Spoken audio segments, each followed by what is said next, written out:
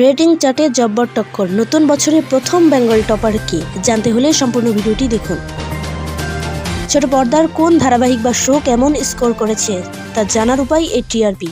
সাধারণত প্রতি সপ্তাহে শুক্রবারের প্রকাশ্য আসে বাংলা টেলিভিশনের আগের সপ্তাহের মার্কশিট।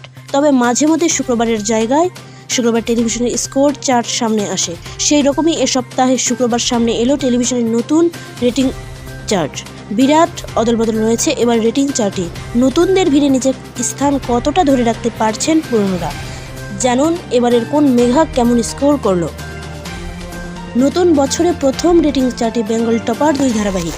7.2 নাম্বার পেয়ে পরশুরাম আজকের নায়ক প্রফেসর বিদ্যা ব্যানার্জি। দ্বিতীয় রাঙামতি পেয়েছে 7.1। তৃতীয় স্থান পেয়েছে ওমর দরদিয়া। এই মেঘার প্রাপ্তি 6.9 রেটিং পয়েন্ট, অনেকটাই নাম্বার কমে চতুর্থ স্থানে পরিণীতা 6.8। 6.4 স্কোর করে তাদের ধরি মনে করি রয়েছে পঞ্চমে।